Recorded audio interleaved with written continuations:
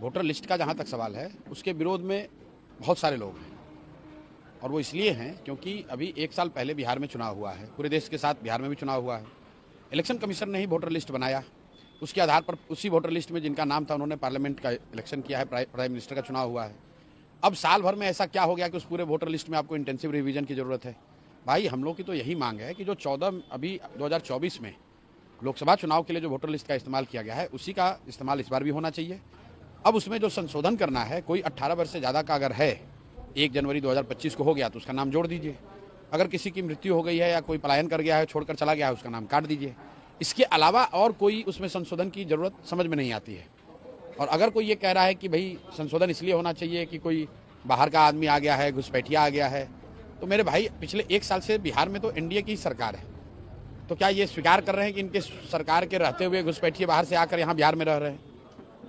ये तो बिल्कुल एक तरीके से हराकिरी है कि लास्ट के 2 महीने में अब चुनाव होना है तो इलेक्शन कमीशन कह रहा है कि हम नया इलेक्टोरल रोल बनाएंगे। आप बताइए कि 50 लाख से ज़्यादा बिहार के लड़के, बिहार के युवा जो बाहर मजदूरी करते हैं, रोजी रोजगार करते हैं, वो तो दिवाली छठ में आएंगे, वो कैसे फॉर्म भरेंगे? मुझे किसी ने कहा कि वो इलेक्शन कमीशन कह रहा है कि उसको इंटरनेट पे भर देंगे। अरे भाई, जो मजदूरी कर रहा है कोयम्बटूर में, जो मजदूरी कर रहा है सूरत की फैक्ट्रियों में, वो बेचारा कहाँ से समय निकालेगा, कैसे इंटरनेट पे इसको भरेगा? तो ये इसका बिल्कुल हम लोग विरोध करते हैं। जहाँ तक रह गया इंडिया गठबंधन के बंद का, तो हम लोग वैचारिक तौर पर बंद के खिलाफ हैं। बंद, हड़ताल, इन चीज़ों से जो अभी तक का अनुभव है पिछले 60-70 साल का इस देश में, इससे सिर्फ और सिर्फ जनता का नुकसान है।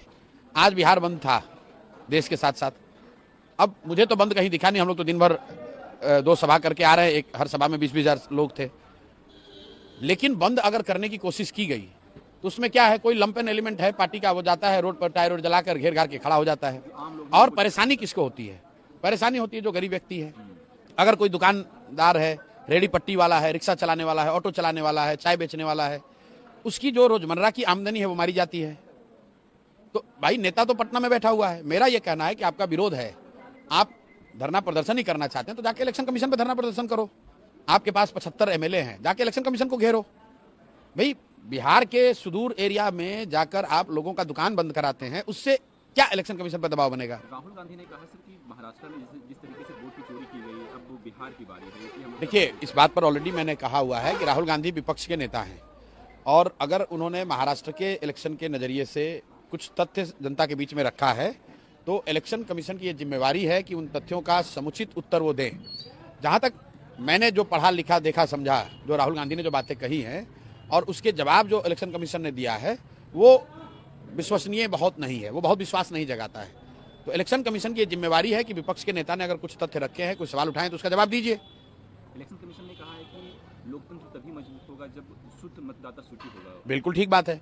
तो क्या इलेक्शन कमीशन ये मान रहा है कि अभी जो 2024 में लोकसभा का चुनाव हुआ वो शुद्ध मतदाता सूची से चुनाव नहीं हुआ था? क्या इस देश का पार्लियामेंट और प्रधानमंत्री का चुनाव अशुद्ध मतदाता सूची के द्वारा किया गया है?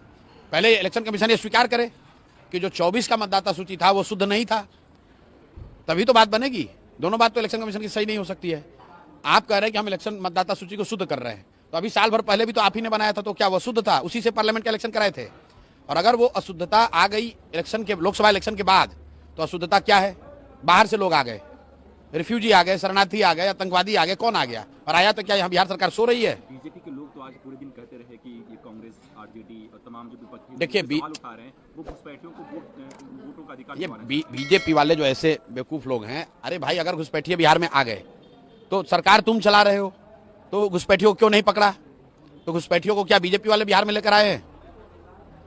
50 लाख बिहार के बच्चे जो बाहर मजदूरी कर रहे हैं, क्या वो बिहार के लिए घुसपैठिए हैं? उनको मत का अधिकार होना चाहिए कि नहीं होना चाहिए?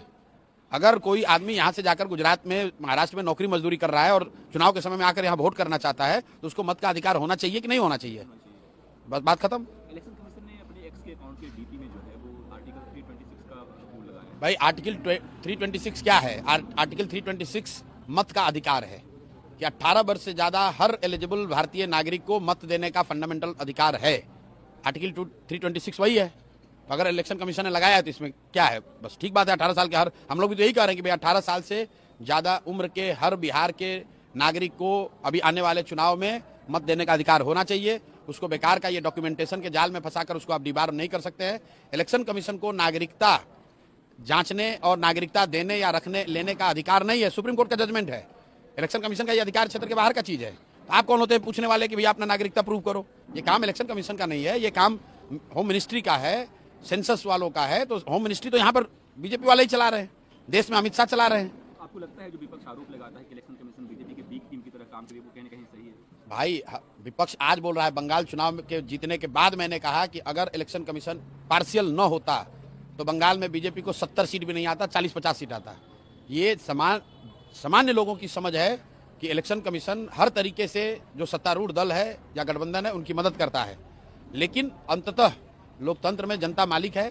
कितना भी आप ऊपर नीचे कर लीजिएगा, अंततः होगा वही जो जनता चाहेगी। एक वीडियो वायरल हो रहा है सर पटना की, जिसमें तेजस्वी यादव राहुल गांधी एक बैन पे हैं, वो प्रोटेस्ट कर रहे हैं, लेकिन इसी बैन पे पप्पू यादव चढ़ना चाह रहे हैं, कन्हैया कुमार चढ़ना चाह रहे हैं, लेकिन सिक्योरिटी उनको धक्का दे रही है, वो नीचे गिर जा रहे हैं। भाई ये उनका इंटरनल मामला है। जहाँ तक कन्हैया कुमार जी का सवाल है, मैं ऐसा समझता हूँ कि वो बिहार में कांग्रेस के सबसे प्रभावशाली नेताओं में है, वो चाहे कांग्रेस में हो। लेकिन मुझे कहने में कोई गुरेज नहीं है कि कांग्रेस में जितने नेता बिहार में हैं उसमें अगर किसी में प्रतिभा है तो कन्हैया कुमार उन चंद नेताओं में है जिसमें प्रतिभा है, कुछ कर सकते हैं।